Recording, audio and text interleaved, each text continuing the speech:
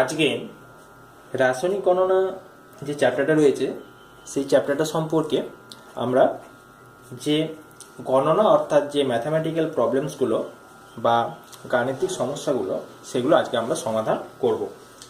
দেখো, আগের দিনে আমাদের যে গত দুটো ভিডিওতে আমরা আলোচনা করেছিলাম সেগুলো ছিল বেসিক কনসেপ্টের ওপর, অর্থাৎ রাসায়নিক বিক্রিয়া কীভাবে তৈরি করা হয়, রাসায়নিক বিক্রিয়া লেখার পর কীভাবে বিক্রিয়াটাকে ব্যালেন্স করতে হবে, এবং যখন কোনো একটা রাসায়নিক বিক্রিয়া বা সমীকরণ পুরোটা লেখা থাকবে সেখানে যে মৌল বা যৌগগুলো থাকবে তাদের প্রত্যেকের যে আণবিক গুরুত্ব বা আণবিক ভর সেটা কিভাবে বের করতে হয় বা কিভাবে লিখতে হয় সেটা দেখানো হয়েছিল।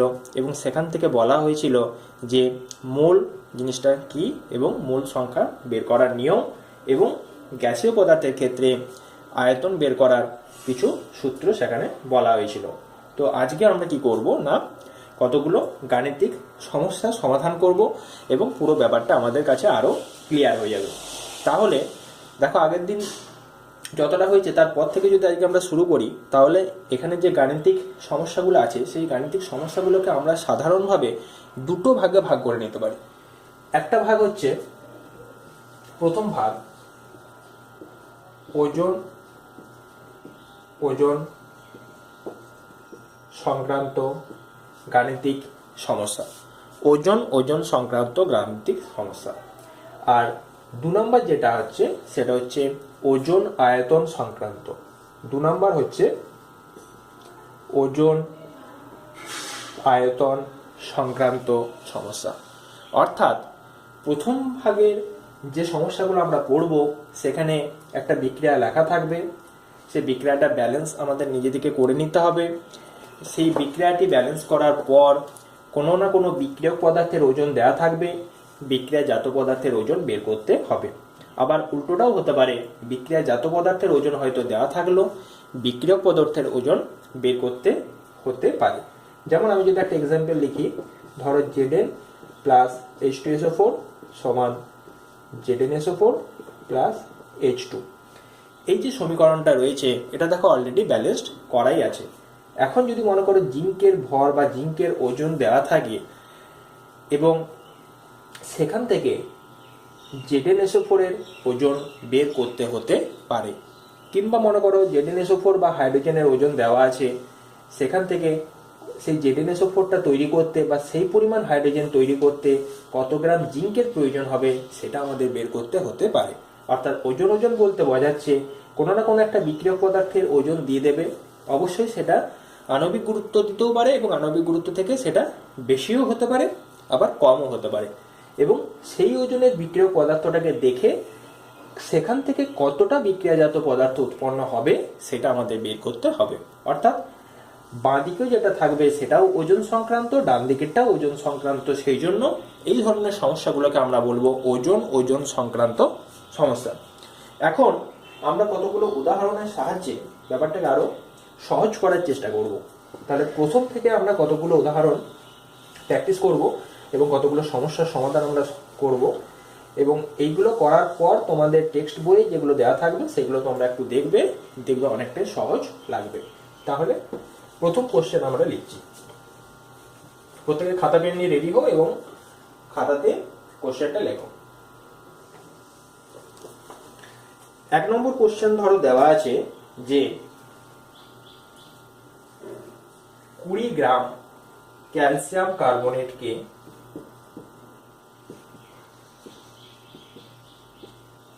20 গ্রাম ক্যালসিয়াম কার্বনেটকে উত্তপ্ত করলে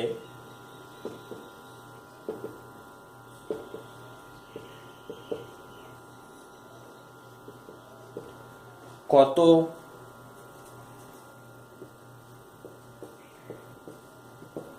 ভরের ক্যালসিয়াম অক্সাইড পাওয়া যাবে।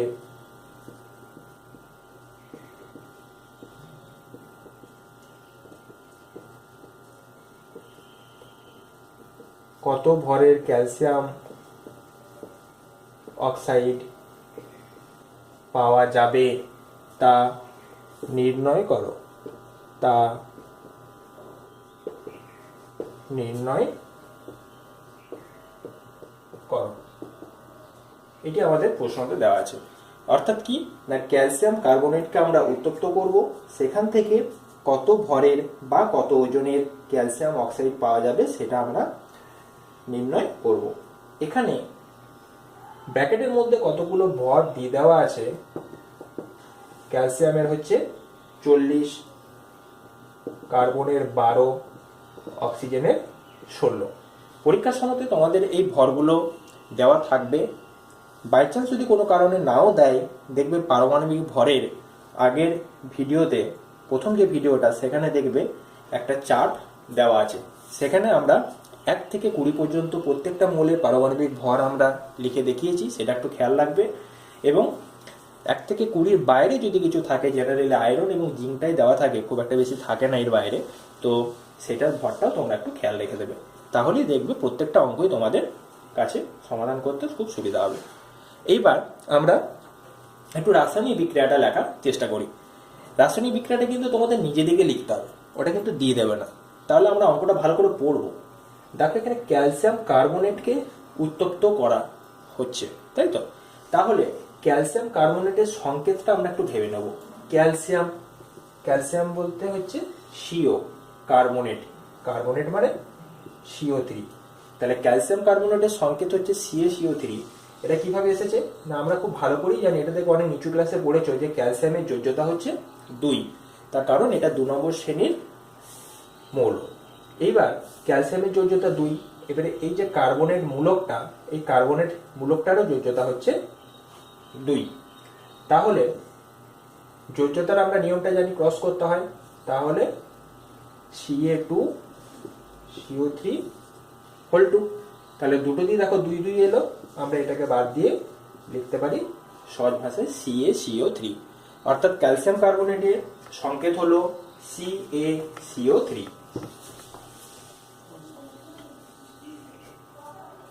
বোঝা গেছে? তাহলে ক্যালসিয়াম কার্বনেটের যে সংকেত সেটা আমরা পেলাম CaCO3। এইবার এই ক্যালসিয়াম কার্বনেটকে কি করা হলো? উত্তপ্ত করা হলো। তাহলে এখান থেকে আমরা কি করলাম? একটা অ্যারো চিহ্ন দিলাম, হয়েছে? বা আমরা এখানে সমান চিহ্ন দিতে পারি। সমান চিহ্ন দিলে আমাদের ব্যালেন্সটা একবারই করে নিতে হবে। তাহলে CaCO3 কে যদি আমরা উত্তপ্ত করি, ঠিক আছে, উত্তপ্ত করার পর অর্থাৎ যদি আমরা এখানে হিট দিই বা তাপ দিই, তাহলে কি তৈরি হবে? দেখো ক্যালসিয়াম অক্সাইড পাওয়া যাবে। এটা দেখো বলিয়ে দিয়েছে অক্সাইড। দেখো ক্যালসিয়াম অক্সাইডের সংকেত হচ্ছে CaO। তাহলে ক্যালসিয়াম অক্সাইড কি হলো? CaO। এইবার ক্যালসিয়াম কার্বনেটকে উত্তপ্ত করলে ক্যালসিয়াম অক্সাইড পাওয়া গেল। আর কি পাওয়া যাবে? দেখো এখান থেকে তোমরা বুঝতে পারবে কি পড়ে থাকলো, C পড়ে থাকলো আর দুটো অক্সিজেন পরমাণু পড়ে থাকলো। তার মানে হচ্ছে CO2। বোঝা গেছে? তাহলে CaCO3 সমান হচ্ছে CaO প্লাস CO2। এখন ক্যালসিয়াম কার্বনেটকে উত্তপ্ত করলে আমরা পাচ্ছি ক্যালসিয়াম অক্সাইড। অর্থাৎ আমাদের এই ক্যালসিয়াম কার্বনেট আর ক্যালসিয়াম অক্সাইড এই দুটো জিনিস নিয়ে হচ্ছে কাজ। বোঝা গেছে? CO2টা কিন্তু এখানে অতটা গুরুত্বপূর্ণ নয়। এবার আমরা কি করব? এই যে ক্যালসিয়াম কার্বনেটটা দেওয়া আছে তার যে আণবিক ভর বা আণবিক গুরুত্ব সেটা আমাদের বের করতে হবে। কি করে বের করব? বের করা খুব সহজ নিয়ম। দেখো প্রথমেই আছে Ca অর্থাৎ ক্যালসিয়াম। ক্যালসিয়াম পরমাণুর পারমাণবিক ভর হচ্ছে 40, তাহলে আমরা এখানে লিখলাম কি 40 প্লাস কি দেওয়া আছে C অর্থাৎ 12, কার্বনের কত 12 প্লাস O3 অর্থাৎ এখানে 3টে অক্সিজেন পরমাণু রয়েছে অর্থাৎ 3 × 16। বোঝা গেছে? তাহলে এইটা আমাদের দাঁড়ালো 40 প্লাস 12 প্লাস 48 সমান হচ্ছে 100। তাহলে ক্যালসিয়াম কার্বনেটের আণবিক ভর হলো 100। এইবার রয়েছে আমাদের ক্যালসিয়াম অক্সাইড, এর ভর কত হবে? 40 প্লাস অক্সিজেনের হচ্ছে 16 অর্থাৎ টোটালটা আমাদের দাঁড়ালো 56। বোঝা গেছে? তার মানেটা এটা যে যদি আমরা 100 গ্রাম CaCO3 বা ক্যালসিয়াম কার্বনেটকে উত্তপ্ত করি তাহলে সেই CaCO3 থেকে 56 গ্রাম CaO পাওয়া যায়। ক্লিয়ার হয়েছে? অর্থাৎ 100 গ্রাম CaCO3 কে উত্তপ্ত করলে আমরা 56 গ্রাম ক্যালসিয়াম অক্সাইড পাবো আর কার্বন ডাইঅক্সাইড দেখো বাকিটা পাবো 12 প্লাস 16 ইন্টু 2 মানে এটা হচ্ছে 44। দেখো আগের দিনও সেই ভরের সংরক্ষণ সূত্র অনুযায়ী এই দিকটাও 100, এই দিকটাও দেখো 56 প্লাস 44 মানে টোটাল 100। তো এখানে এই অঙ্কটার ক্ষেত্রে এই পোর্শনটা আমাদের দরকার নেই। এখানে আমরা দেখব যে 100 গ্রাম CaCO3 থেকে 56 গ্রাম ক্যালসিয়াম অক্সাইড পাওয়া যায়। তাহলে এখানে যে পরিমাণ ক্যালসিয়াম কার্বনেটটা আমাদের নেওয়া হয়েছে সেটা কিন্তু 100 গ্রাম নয়, সেটা হচ্ছে 20 গ্রাম। তাহলে আমাদের এরপর কি করব, ঐকিক নিয়ম করব। অর্থাৎ যদি আমরা 1 গ্রাম ক্যালসিয়াম কার্বনেট নিতাম তাহলে আমরা 56/100 গ্রাম ক্যালসিয়াম অক্সাইড পেতাম। যদি আমরা 20 গ্রাম ক্যালসিয়াম কার্বনেট নিই, দেখো এখানে বলে দিয়েছে 20 গ্রাম ক্যালসিয়াম কার্বনেটকে উত্তপ্ত করা হলো, তাহলে যে পরিমাণ আমাদের ক্যালসিয়াম অক্সাইডটা পাওয়া যাবে সেটা হচ্ছে 56/100 ইন্টু 20। এটা আমাদের যদি কাটাকাটি করি তাহলে এটা আমাদের কত বেরোলো 56, আর নিচে কত এলো, নিচে হচ্ছে 5। বোঝা গেছে? এটাকে আমরা এবার কাটাকাটির মাধ্যমে মানটা বের করব। দেখো এটা হবে 5 × 5, 5 × 5 11.20 গ্রাম ক্যালসিয়াম অক্সাইড পাওয়া যাবে। বোঝা গেছে?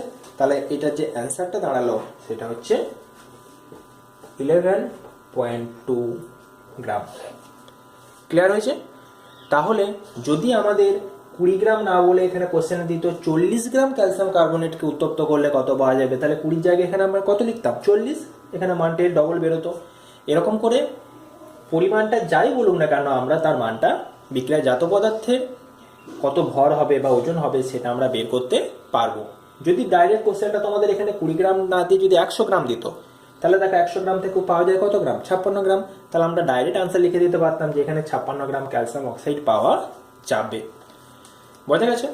এইবার যদি দেখো এখানে এই যে অঙ্কটা করলাম, এখানে দেখো বিক্রিয়ক পদার্থের ওজনটা দিয়ে দিয়েছে, বিক্রিয়াজাত পদার্থের ওজন বের করতে বলেছে। কখনো তোমাদের এমনও কোশ্চেন দিতে পারে যে বিক্রিয়াজাত পদার্থের ওজনটা দিয়ে দিল, বের করতে বললো বিক্রিয়ক পদার্থের ওজন। বোঝা গেছে? মানে এই কোশ্চেনটাই যদি এরকম ভাবে থাকতো, অর্থাৎ একটু অন্যভাবে থাকতো, তাহলে আমরা কি করতাম সেটা আমরা এবার একটু দেখে নেব। ধরো তোমাদের কোশ্চেনটা বলেছে এরকম যে, এই কোশ্চেনটাকে আমি চেঞ্জ করে দিচ্ছি। যদি বলতো যে কত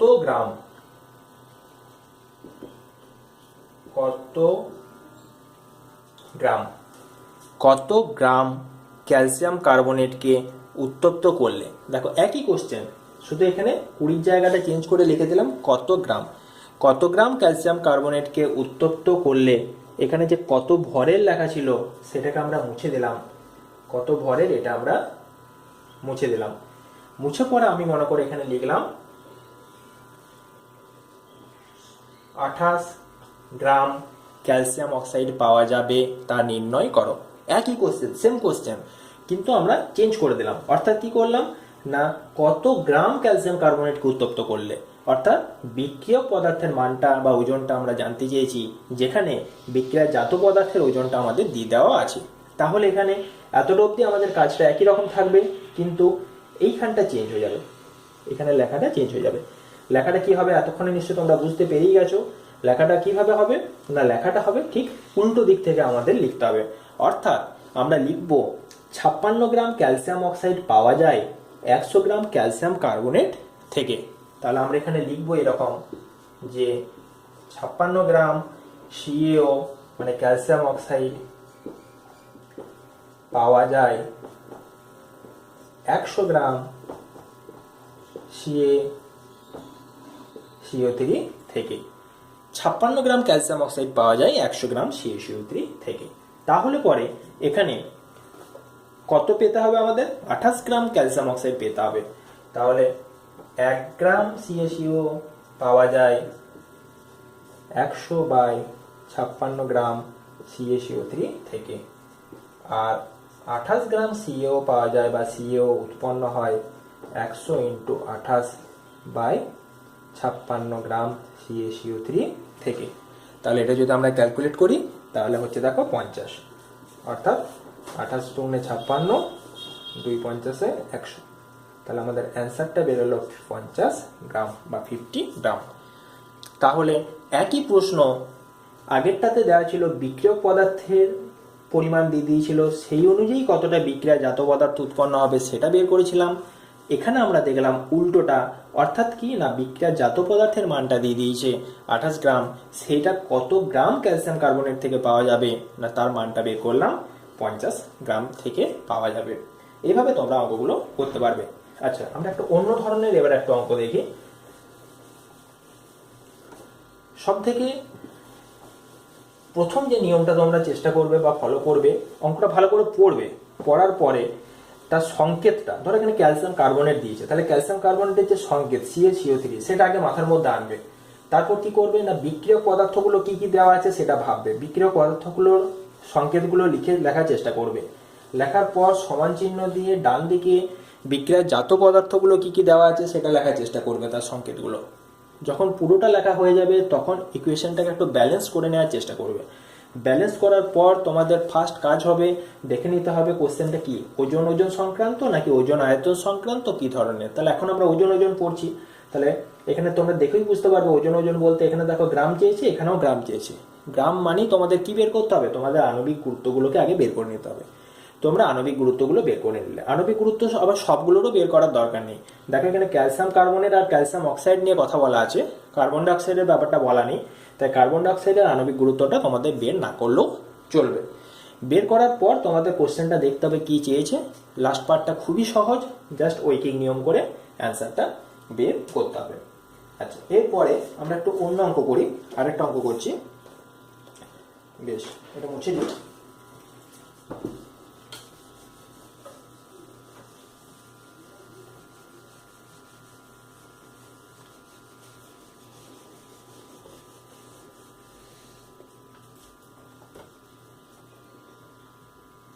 ধরো 2 নম্বর অঙ্ক করছি। 2 নম্বর অঙ্কটা মনে করে দেওয়া আছে এরকম যে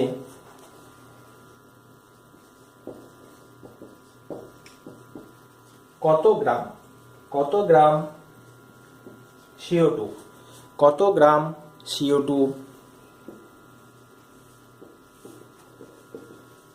স্বচ্ছ চুন জলের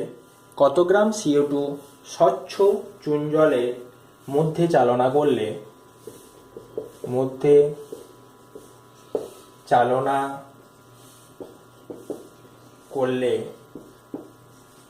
50 গ্রাম ক্যালসিয়াম কার্বনেট উৎপন্ন হবে।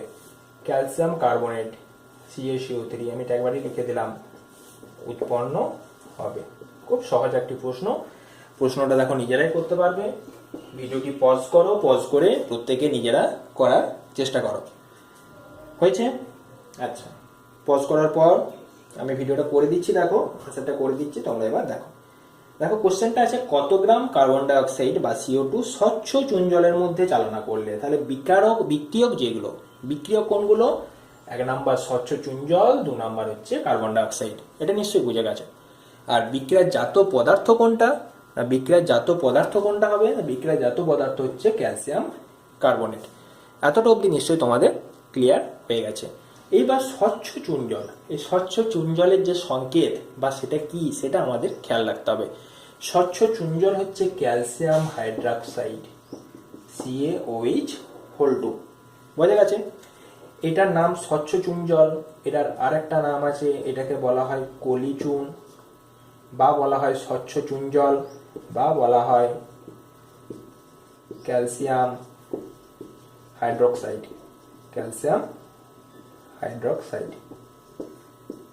বোঝা গেছে। ঠিক তেমনি ভাবে এই সংক্রান্ত কতগুলো টার্ম আমি লিখে দিই। হয়েছে, যে যদি দেওয়া থাকে CaO তাহলে এইটা হবে পোড়া চুন, এর অপর নাম, বা এটা হচ্ছে ক্যালসিয়াম অক্সাইড। যদি দেওয়া থাকে CaCO3 এটাকে বলা হয় মার্বেল পাথর, এর নাম ক্যালসিয়াম কার্বনেট।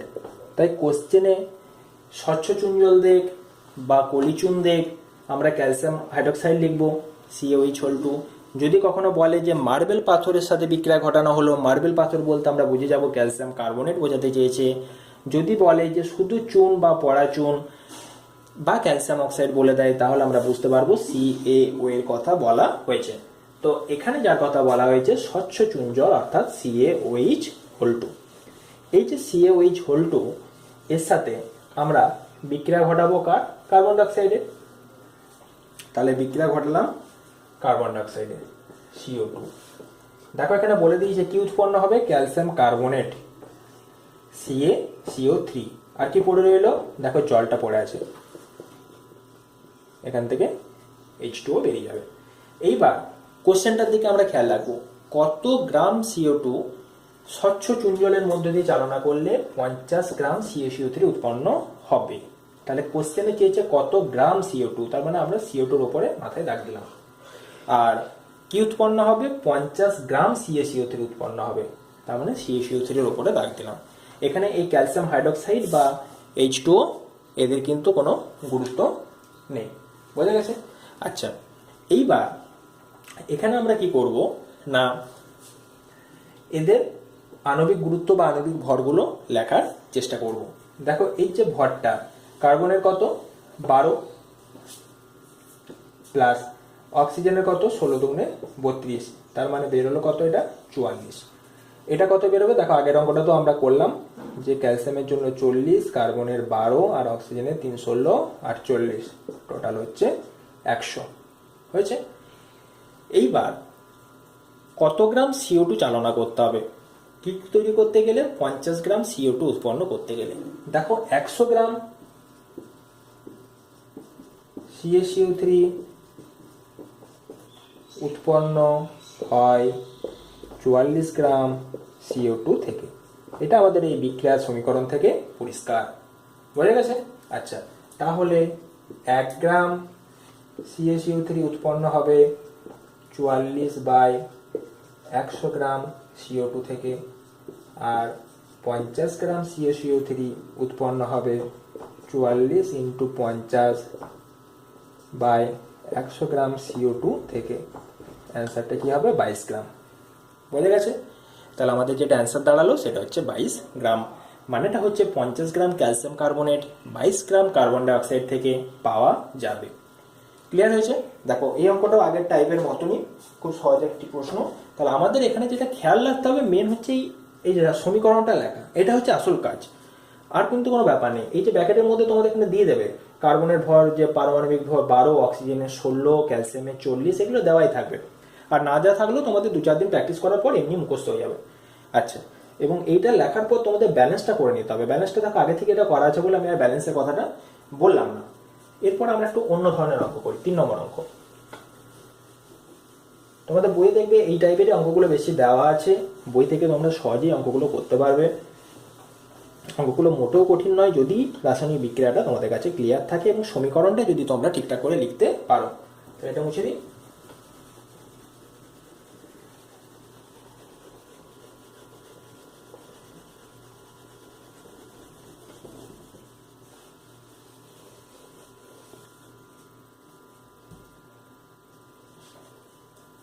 আচ্ছা, এবার আমরা 3 নম্বর অঙ্কটা নিয়ে আলোচনা করব। 3 নম্বর অঙ্কটা দেখো বলা আছে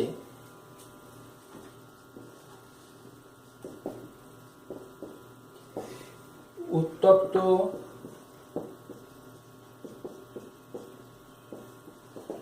লোহার মধ্য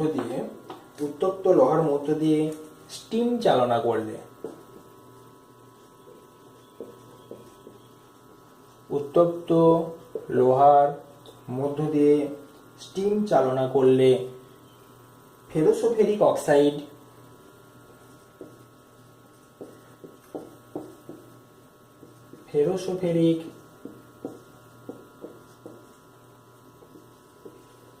অক্সাইড ও হাইড্রোজেন উৎপন্ন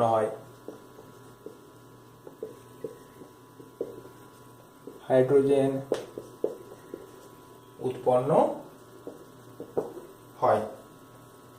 এক্ষেত্রে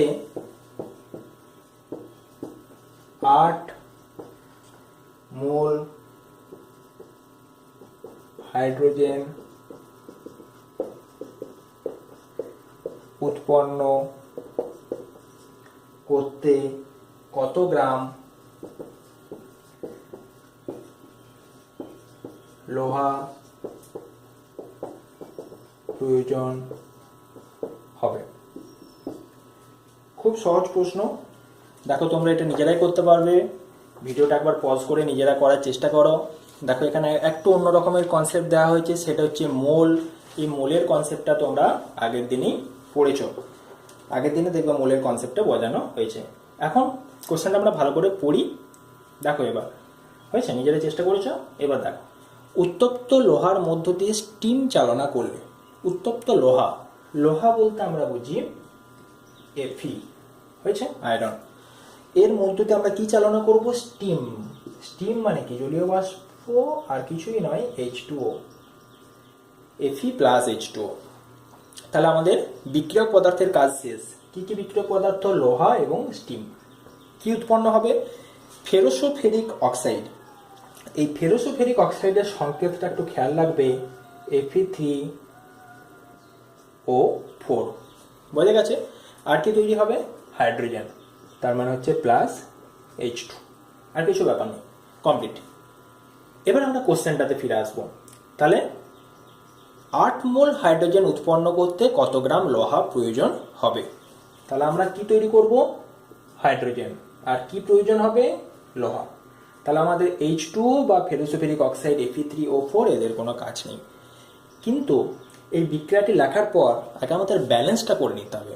ব্যালেন্সের নিয়ম দেখবে তোমাদের বলা আছে, সব থেকে প্রথমে ব্যালেন্স করতে হয় ধাতু। দেখো এখানে 3টা আয়রন আছে, Fe3, তাহলে আমরা এখানে 3 বসিয়ে দিলাম। ধাতুটি ব্যালেন্স করার পর আমাদের ব্যালেন্স করতে হবে অক্সিজেন। দেখো এখানে 4টা অক্সিজেন পরমাণু আছে, এখানে একটা, তার মানে অক্সিজেন ব্যালেন্স করতে গেলে আমাকে এখানে 4 দিয়ে গুণ করতে হবে। অক্সিজেনটি যেমনি ব্যালেন্স করলাম, লাস্ট আমাদের পড়ে রইল হাইড্রোজেন। দেখো 4 দুগুণে 8টা হাইড্রোজেন আছে, তাহলে এখানে আমরা এর আগে 4 বসিয়ে দেবো। তাহলে আমাদের যেটা দাঁড়ালো 3Fe প্লাস 4H2O সমান Fe3O4 প্লাস 4H2 হয়েছে। এইবার আমাদের দেখো এখানে যে হাইড্রোজেনটা উৎপন্ন করব, সেটা হচ্ছে 8 মোল হাইড্রোজেন তৈরি করতে হবে। মানে দেখো এখানে H2 আগে 4 আছে, তার মানে আগের দিন বলছিলাম যে এটা হচ্ছে 4 মোল।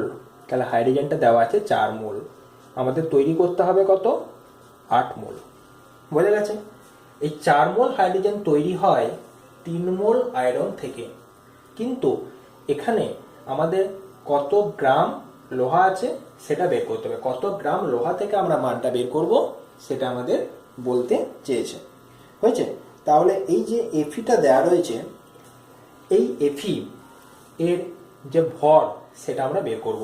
দেখো Feর ভর, পারমাণবিক ভর আগের দিন লিখে দিয়েছিলাম 56। হয়েছে? অঙ্কতে তোমাদের দিয়েও দেওয়া থাকবে।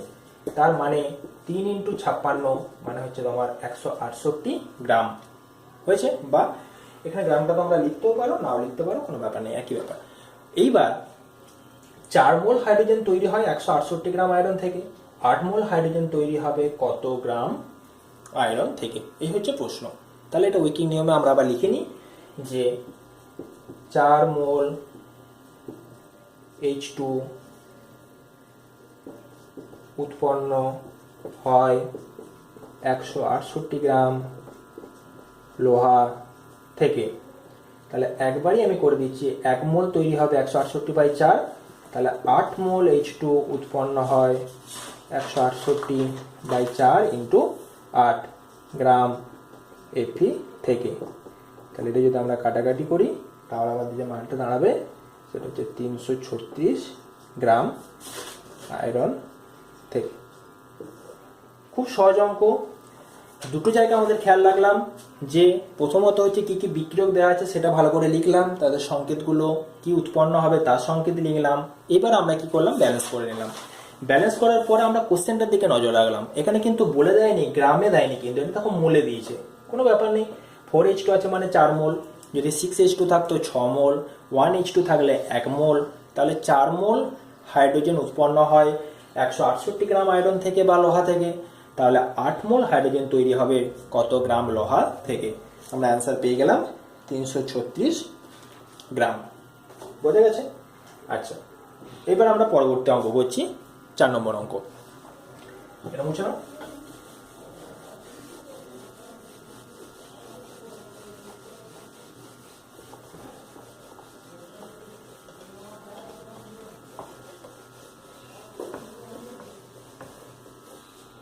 বেশ, এবারে দেখো 4 নম্বর যে অঙ্কটা সেটা আমরা আলোচনা করব। 4 নম্বর অঙ্কটা একটু লেখো। 4 নম্বর অঙ্কটা দেওয়া আছে, ধরো 24 গ্রাম কার্বনকে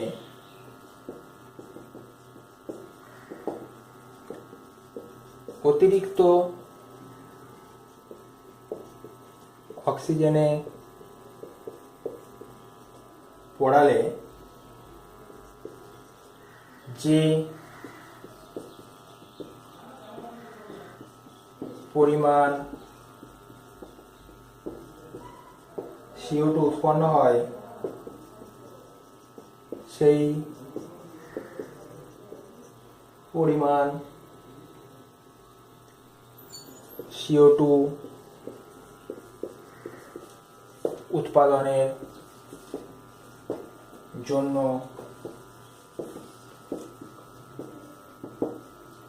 কত পরিমাণ CaCO3 এর সঙ্গে HCl এর বিক্রিয়া ঘটাতে হবে, এটি দেওয়া আছে। অঙ্কটা আরেকটু ভালো করে আমরা পড়ি। দেখো, 24 গ্রাম কার্বনকে অতিরিক্ত অক্সিজেনে পড়ালে যে CO2 উৎপন্ন হয় সেই পরিমাণ CO2 উৎপন্নের জন্য কত পরিমাণ ক্যালসিয়াম কার্বনেটের সঙ্গে HCl এর বিক্রিয়া ঘটাতে হবে। খুব সহজ অঙ্ক, কিন্তু অঙ্কটা দুটি পার্ট আছে, ফার্স্ট পার্ট, সেকেন্ড পার্ট। আমরা ফার্স্ট পার্টটা নিয়ে আলোচনা করি। ফার্স্ট পার্টটা হচ্ছে এতটা অবধি। দেখো, এখানে বলা আছে 24 গ্রাম কার্বনকে অতিরিক্ত অক্সিজেনে পড়ালে যে পরিমাণ CO2 উৎপন্ন হয়, অর্থাৎ CO2 কতটা উৎপন্ন হয় সেটা কিন্তু বলে দেয়নি। তাই আগে আমাদের বের করতে হবে যে CO2 কতটা উৎপন্ন হচ্ছে। যতটা উৎপন্ন হলো বা যত গ্রাম উৎপন্ন হলো সেই পরিমাণ CO2কে বা তত গ্রাম CO2কে আমরা উৎপন্ন করব কিসের মাধ্যমে? মার্বেল পাথর বা ক্যালসিয়াম কার্বনেটের সাথে HCl এর বিক্রিয়ায়। তাহলে ফার্স্ট পার্টের সমীকরণটা আমরা আগে লিখি। দেখো, কার্বন বলেছে, কার্বনকে কি করা হচ্ছে? অতিরিক্ত অক্সিজেনে পড়ানো হচ্ছে, তৈরি হচ্ছে CO2, ব্যালেন্স অলরেডি হয়েই আছে। কার্বনের কে পড়ানো হচ্ছে, উৎপন্ন হচ্ছে CO2। কার্বনের ভর কত? 12, পারমাণবিক ভর হচ্ছে 12। CO2 এর কত? 12 প্লাস অক্সিজেনের 16 ইন্টু 2 মানে হচ্ছে 44। এখানে দিয়ে দেবে তোমাদের ব্র্যাকেটে, কার্বন 12, 16, ও সমান হচ্ছে 16, তারপর হচ্ছে সি, এটা হচ্ছে 40, হাইড্রোজেন 1, ক্লোরিন 35.5। এই মানগুলো প্রত্যেকটাই তোমাদের দিয়ে দেওয়া থাকবে, তাও তোমরা একটু মনে রেখে দেবে। এবার আমরা একটু বিক্রিয়াটার দিকে যাই। হয়েছে যে 24 গ্রাম কার্বনকে আমাদের অতিরিক্ত অক্সিজেনে পড়াতে কত গ্রাম কার্বন ডাইঅক্সাইড উৎপন্ন হবে। তাহলে এখানে দেখো, 12 গ্রাম কার্বন থেকে বা 12 গ্রাম কার্বনকে অতিরিক্ত অক্সিজেনে পড়ালে 44 গ্রাম CO2 পাওয়া যায় বা উৎপন্ন হয়। তাহলে এটা একবারে লিখে দিই, 24 গ্রাম কার্বন থেকে 44/12 ইন্টু 24 গ্রাম CO2 পাওয়া যাবে। তাহলে এটা কাটাকাটি করলে আসবে 88 গ্রাম। তাহলে ব্যাপারটা যেটা দাঁড়ালো যে ফার্স্ট পার্টে আমরা কত পরিমাণ CO2 পেলাম? 88 গ্রাম। এই 88 গ্রাম CO2টা আমরা তৈরি করব কোথা থেকে? ক্যালসিয়াম কার্বনেট বা মার্বেল পাথরের সাথে HCl এর বিক্রিয়ায়। তাহলে আমাদের সেকেন্ড পার্টটা হবে CaCO3 এর সাথে HCl এর বিক্রিয়ায় তৈরি হবে কি? CO2। আর কি তৈরি হবে? দেখো, Ca আর এটা হচ্ছে ক্লোরিন, তার মানে এখান থেকে তৈরি হবে ক্যালসিয়াম ক্লোরাইড, আর হাইড্রোজেন আর অক্সিজেন মিলে তৈরি হবে জল। এইবার এই বিক্রিয়াটি লেখার পর আমাদের একটু ব্যালেন্সটা করে নিতে হবে। ব্যালেন্সটা খুবই সহজ। দেখো, ক্যালসিয়াম ধাতু, এখানে ক্যালসিয়াম ধাতু, এটা দেখো ব্যালেন্স হয়ে আছে, একটা একটা করে পরমাণু। এরপর আমরা ক্লোরিনের ব্যালেন্স করব। ক্লোরিন দুটো আছে, এখানে একটা রয়েছে, তার মানে এর আগে আমরা 2 বসিয়ে দিলাম। এবার আমরা দেখে নেবো অক্সিজেনটা ব্যালেন্স হয়ে আছে। এই যে অক্সিজেনটা রয়েছে, অক্সিজেনের এখানে কটা পরমাণু রয়েছে? দুটো, এই ধারে হচ্ছে একটা। অর্থাৎ এখানে দেখো অক্সিজেনের 3টে পরমাণু, তার মানে অক্সিজেনটা অলরেডি ব্যালেন্স হয়ে আছে। এবার কি ব্যালেন্স করতে হবে? হাইড্রোজেন। হাইড্রোজেনের দেখো এখানে দুটো পরমাণু, এখানে দেখো দুটো পরমাণু, তার মানে পুরো বিক্রিয়াটা আমাদের ব্যালেন্স হয়েই আছে। এরপর আমাদের প্রশ্নটার দিকে তাকাতে হবে যে প্রশ্নটাতে কি দেওয়া রয়েছে। প্রশ্নটাতে দেখো দেওয়া রয়েছে যে কত পরিমাণ ক্যালসিয়াম কার্বনেটের সাথে HCl এর বিক্রিয়া ঘটাতে হবে। অর্থাৎ আমরা CaCO3 এর উপর দাগ দিলাম, আর এখানে CO2 এর উপর দাগ দিলাম। কি তৈরি করব? CO2 তৈরি করব। কোথা থেকে তৈরি করব? ক্যালসিয়াম কার্বনেট থেকে তৈরি করব। তাহলে আমাদের কত পরিমাণ CO2 তৈরি করতে হবে? 88 গ্রাম। তাহলে প্রথমে আমরা এর আণবিক যে ভর সেটা লিখে নেব। কার্বনের দেখো হচ্ছে 12 আর অক্সিজেনের 16 দুগুণে 32, তার মানে এর আণবিক ভরটা দাঁড়ালো 44। অর্থাৎ 44 গ্রাম CO2 উৎপন্ন হয় কত গ্রাম ক্যালসিয়াম কার্বনেট থেকে? দেখো এটা একটু আগেই বের করলাম, 100 হবে, 12 প্লাস 3 16 48, তার মানে হচ্ছে 100। অর্থাৎ 44 গ্রাম কার্বন ডাইঅক্সাইড তৈরি হয় 100 গ্রাম ক্যালসিয়াম কার্বনেট থেকে। তাহলে আমাদের বের করতে হবে কত? 88 গ্রাম কার্বন ডাইঅক্সাইড তৈরি হবে কত গ্রাম ক্যালসিয়াম কার্বনেট থেকে। তোমরা এমনি বুঝতেই পারছো ঐকিক নিয়ম করলে কি হবে? 40 গ্রাম কার্বন ডাইঅক্সাইড তৈরি হয় 100 গ্রাম ক্যালসিয়াম কার্বনেট থেকে, তাহলে 88 গ্রাম তৈরি হবে 200 গ্রাম ক্যালসিয়াম কার্বনেট থেকে। মানে আমাদের সেকেন্ড পার্টের যে অ্যান্সারটা সেটা বেরোলো যে সেই পরিমাণ কার্বন ডাইঅক্সাইড অর্থাৎ 88 গ্রাম কার্বন ডাইঅক্সাইড উৎপাদনের জন্য আমাদের 200 গ্রাম ক্যালসিয়াম কার্বনেটকে বা মার্বেল পাথরকে HCl এর সাথে বিক্রিয়া ঘটাতে হবে। অর্থাৎ অঙ্কটা আমাদের এভাবে শেষ হলো। তো সেকেন্ড পার্টের যে লেখাটা, সেই লেখাটা তোমাদের একটু লিখতে হবে ভাষা দিয়ে। যে আমি একটু লিখে দেখিয়ে দিচ্ছি, তোমরা বুঝতেই পারছো কিভাবে লিখতে হবে। খুব সহজ জিনিস।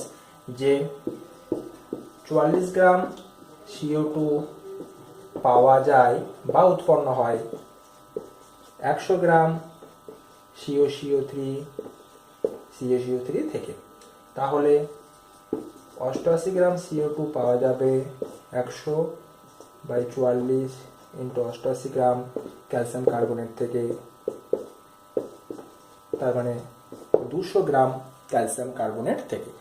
আচ্ছা, নেক্সট আমরা আরেকটা অঙ্ক করছি। দেখো 4টে অঙ্ক করা হলো। তো বেশিরভাগ অঙ্কই বইয়ে দেখবে এই ধরনের অঙ্কগুলোর মধ্যেই তোমরা পেয়ে যাবে। বেশিরভাগ অঙ্কই একটা পার্টই থাকবে, একটা বাড়ি বের করে দেওয়া যাবে। আর কিছু কিছু অঙ্ক দেখবে এরকম দুটো পার্টে করা থাকবে। অঙ্কটা দেখে ভয় খাওয়ার কিছু নেই বা না বুঝতে পারারও কিছু নেই। অঙ্কটা ভালো করে, প্রথম কাজ হবে অঙ্কটা ভালো করে পড়ে নেওয়া। পড়ার পর বোঝা যে অঙ্কটাতে কি চেয়েছে।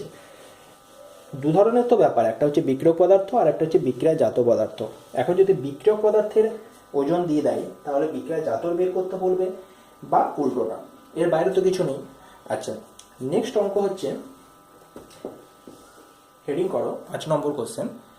5 নম্বর কোশ্চেনে লেখো H2SO4 ও জিঙ্ক এর বিক্রিয়ায়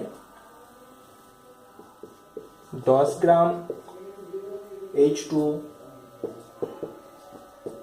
তৈরিতে 80% বিশুদ্ধতার কত গ্রাম জিঙ্ক প্রয়োজন। দেখো প্রশ্নটা খুবই সহজ, একটু ঘোরানো আছে।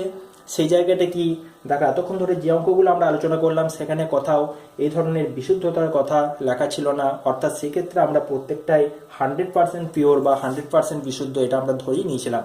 কিন্তু এখানে যে জিঙ্কটা দেওয়া হবে বা জিঙ্কটা যে বিক্রিয়া করছে সেটা কিন্তু 100% পিওর নয়। কত পার্সেন্ট বিশুদ্ধ? 80%। তো এই অঙ্কটা করার আগে তোমরা প্রথমে 80%-এর কথা ভুলে যাও। তোমরা প্রথমে সিম্পলভাবে অঙ্কটা করো, তারপরে আমরা 80%-এর জন্য যে অ্যান্সারটা একটু চেঞ্জ হবে সেটা আমরা করব। তাহলে নর্মালি যেটা দেওয়া আছে এখানে বিক্রিয়ক পদার্থ কি, জিঙ্ক আর কি H2SO4, অর্থাৎ জিঙ্কের সাথে H2SO4 এর বিক্রিয়া ঘটছে, তৈরি হচ্ছে কি ZnSO4 প্লাস H2। দেখো এখানে দেওয়াই আছে যে H2 তৈরি হচ্ছে, হয়েছে, আর H2 বাদে বাকি কি পড়ে আছে, Zn আর SO4 মিলে তৈরি হচ্ছে ZnSO4 বা জিঙ্ক সালফেট। তো এখানে 10 গ্রাম হাইড্রোজেন তৈরি করতে বলেছে, তাহলে আমাদের কাজ হচ্ছে হাইড্রোজেনকে নিয়ে, আর কত গ্রাম জিঙ্কের প্রয়োজন চেয়েছে এটা এখন ভুলে যাও, কত গ্রাম জিঙ্কের প্রয়োজন চেয়েছে, তাহলে আমাদের কাজ হচ্ছে জিঙ্ক আর হাইড্রোজেনকে নিয়ে H2SO4 বা ZnSO4 এর আণবিক গুরুত্ব বা আণবিক ওজন আমাদের বের করার কোনো প্রয়োজন নেই। এখন জিঙ্কের যে পারমাণবিক ভর সেটা হচ্ছে 65.5, এটা দেখবে আগের দিন ছকেও তোমাদের লিখে দেওয়া আছে, বা তোমাদের এটা পরীক্ষার সময় দিয়েও দেওয়া থাকবে, অসুবিধার কিছু নেই। আর যদি নাও দেওয়া থাকে একটু খেয়াল রাখবে, হয়েছে, 1 থেকে 20 অবধি খেয়াল রাখবে, আর 20-র বাইরে আয়রন আর জিঙ্ক এই দুটো খেয়াল রাখবে। তাহলে জিঙ্কের হচ্ছে 65.5 আর হাইড্রোজেনের হচ্ছে 2 × 1 মানে 2, অর্থাৎ 2 গ্রাম হাইড্রোজেন পাওয়া যায় বা উৎপন্ন হয় 65.5 গ্রাম জিঙ্ক থেকে। আমাদের দরকার 10 গ্রাম হাইড্রোজেন, সেই 10 গ্রাম হাইড্রোজেন পাওয়া যাবে 65.5/2 × 10 গ্রাম জিঙ্ক থেকে। এটা যদি আমরা ক্যালকুলেশন করি তাহলে এটা দেখো কাটলো 5, তাহলে আমরা যদি মানটা বের করি 5 × 5 = 25, হাতে রইল 2, 7 × 7 327.5 গ্রাম জিঙ্ক থেকে। কোশ্চেনটা যদি 100% বিশুদ্ধ না লেখা থাকতো তাহলে আমাদের অ্যান্সার হতো 327.5 গ্রাম জিঙ্ক থেকে 2 গ্রাম হাইড্রোজেন পাওয়া যাবে। কিন্তু প্রশ্নতে দেওয়া আছে যে জিঙ্কটা 80% বিশুদ্ধ, অর্থাৎ তার মধ্যে 20% অশুদ্ধি মিশে আছে। তার মানেটা হলো এরকম যে 80 গ্রাম বিশুদ্ধ জিঙ্ক পাওয়া যায় 100 গ্রাম অবিশুদ্ধ জিঙ্ক থেকে। তাহলে এটা লিখছি, এটা মুছে দিচ্ছি।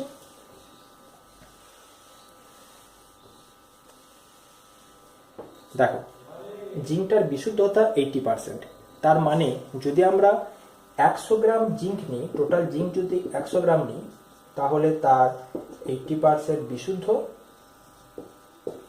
আর 20% অশুদ্ধ। এটা নিশ্চয়ই তোমরা বুঝতেই পেরেছো। তার মানেটা হচ্ছে 100 গ্রামের মধ্যে 80 গ্রাম, 100 গ্রামের মধ্যে 80 গ্রাম হচ্ছে বিশুদ্ধ আর 20 গ্রাম কিন্তু অশুদ্ধ। তাহলে এটাকে আমরা ভাষা দিয়ে যদি লিখি এইভাবে লিখতে পারি যে 80 গ্রাম বিশুদ্ধ জিঙ্ক পাওয়া যায় 100 গ্রাম জিঙ্ক থেকে।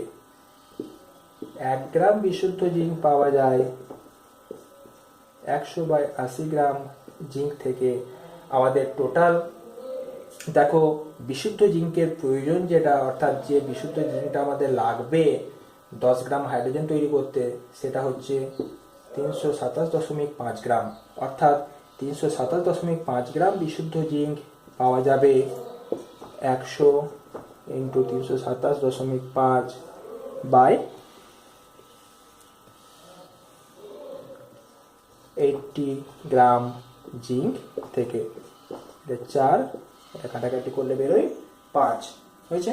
এরপর যদি আমরা কাটাকাটিটা করে মানটা যদি বের করি এর অ্যান্সারটা দেখবে আসবে 409.38 গ্রাম। অর্থাৎ যেহেতু জিঙ্কটা পুরোপুরি বিশুদ্ধ নয়, 80% বিশুদ্ধ, তাই আমাদের শুধুমাত্র 327.5 গ্রাম জিঙ্ক নিলে আমরা 10 গ্রাম হাইড্রোজেন তৈরি করতে পারবো না।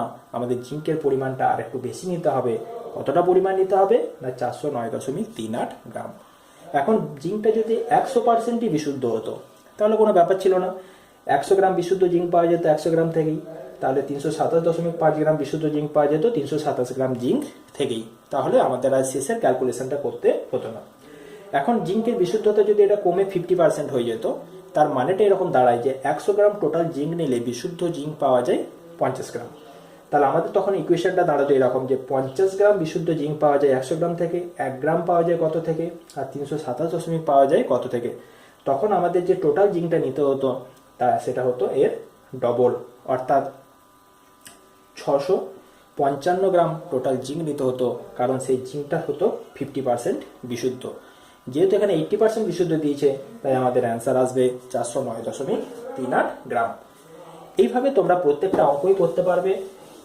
অঙ্কগুলো করার সময় একটু ভালো করে পড়বে, খুব সহজ অঙ্ক। সব থেকে ইম্পর্টেন্ট যেটা সেটা হচ্ছে রাসায়নিক সমীকরণটা লেখা। যদি রাসায়নিক সমীকরণ ঠিকঠাক লিখতে পারো তাহলে জানবে তোমাদের অঙ্ক হয়ে গেছে। আরেকটা জিনিস খেয়াল রাখবে, ভালো করে দেখবে যে কি চেয়েছে আর কি দেওয়া আছে। যেটি চাইবে আর যেটি দেওয়া থাকবে সেইটি বাদে বাকি যেগুলো থাকবে সেগুলো নিয়ে আমাদের কোনো মাথা ঘামানোর দরকার নেই। শুধুমাত্র সেইটার থ্রু দিয়ে আমরা সব অ্যান্সারগুলো করতে পারবো। এইভাবে স্টেপ বাই স্টেপ করে আমরা এক একটা অঙ্ক করতে পারবো। আচ্ছা, এই অঙ্কগুলো তোমাদের বোঝানো হলো, ঠিক আছে। এর বাইরেও প্রচুর উদাহরণ রয়েছে। তোমরা টেক্সট বই, বিভিন্ন ধরনের টেক্সট বইয়ে তোমরা সেই অ্যান্সারগুলো দেখবে করেও দেওয়া আছে উদাহরণে, এবং অনুশীলনেতেও দেখবে বেশ কিছু প্রশ্ন দেওয়া আছে, সেগুলো খুব সহজেই করতে পারবে। সব থেকে প্রথমে যেটা চেষ্টা করবে সেটা হচ্ছে সমীকরণটা লেখা। কিভাবে সমীকরণটা লিখতে হয়, সমীকরণ যে যত ভালো লিখতে পারবে বা তৈরি করতে পারবে তার অঙ্কগুলো তত সহজেই করা যাবে। যেমন কিছু কিছু সমীকরণ আমি একটু দেখিয়ে দিই। যদি মনে করো এরকম দেওয়া থাকে যে পটাশিয়াম ক্লোরাইডের সংকেত আমরা জানি KClO3, অক্সিজেন প্রস্তুতির সময় দেখেছি। এটা থেকে তৈরি হচ্ছে KCl আর O2। এটা তাড়াতাড়ি ব্যালেন্সটা করার চেষ্টা করবে। ব্যালেন্সটা করতে গেলে প্রথমেই পটাশিয়াম দেখো ব্যালেন্স হয়ে আছে, ক্লোরিন ব্যালেন্স হয়ে আছে, অক্সিজেনকে ব্যালেন্স করতে হবে, অর্থাৎ একে 2 দিয়ে গুণ করবো, একে 3 দিয়ে গুণ করবো, তাহলে পটাশিয়ামের ব্যালেন্স নষ্ট হয়ে গেল, এখানে 2 বসিয়ে দেবো। এরপরে যেরকম অঙ্কটা দেওয়া থাকবে তোমরা সেরকম করবে। যদি বলা হয় HgO হয়েছে, HgO কে উত্তপ্ত করা হলো এবং তৈরি হলো Hg এবং O2, ব্যালেন্স করতে হবে। তাহলে এটা কি করলাম আমরা, 2HgO 2Hg প্লাস O2। এইভাবে প্রত্যেকটা ব্যালেন্সের দিকে আমরা এগিয়ে যাব। যদি বলা হয় ফেরাস সালফাইড এর সাথে H2SO4 এর বিক্রিয়া ঘটানো হলো, তাহলে এখানে তৈরি হবে দেখো FeSO4 প্লাস H2S। তোমাদের বলে দেবে যে H2S উৎপন্ন হলো বা FeSO4 উৎপন্ন হলো। তাহলে এইভাবে শুধুমাত্র সমীকরণগুলো তোমাদের লেখাটা বারবার করে প্র্যাকটিস করতে হবে। বোঝা গেছে? যদি বলা হয় যে মনে করো অ্যামোনিয়াম নাইট্রাইটের সংকেত আমরা জানি NH4NO2, যদি অ্যামোনিয়াম নাইট্রেট দিত তাহলে হতো NH4NO3। তখন অ্যামোনিয়াম নাইট্রেটকে যদি উত্তপ্ত করা হয় তাহলে তৈরি হয় নাইট্রোজেন আর জল। তাহলে এই যে সমীকরণগুলো, এই সমীকরণগুলো তোমাদের একটু লেখা প্র্যাকটিস করতে হবে। এগুলো করতে পারলেই দেখবে অঙ্কটা পুরোপুরিভাবে ক্লিয়ার হয়ে যাবে। আবার মনে করে দিয়েছে জিঙ্কের সাথে H2SO4 বিক্রিয়া, এটা তো করেই দেখানো হলো, এটা সমান দিয়ে দিই, তোমার হবে ZnSO4 প্লাস H2O। এবারে বিক্রিয়ক কি দেওয়া আছে লক্ষ্য রাখবে, বিক্রিয়া জাত পদার্থ কি উৎপন্ন হচ্ছে লক্ষ্য রাখবে, এবং কোশ্চেনটার দিকে খেয়াল রাখবে, তাহলে সমস্ত কোশ্চেনগুলো করতে পারবে। পরের ভিডিওতে আমরা যেটা আলোচনা করব সেটা হচ্ছে কিভাবে ওজন আয়তন সংক্রান্ত যে গাণিতিক প্রশ্নমালাগুলো হবে বা গাণিতিক সমস্যাগুলো সেগুলো নিয়ে আমরা আলোচনা করব। তোমরা এতটা অবধি বাড়িতে পড়তে থাকো। ওকে, থ্যাংক ইউ।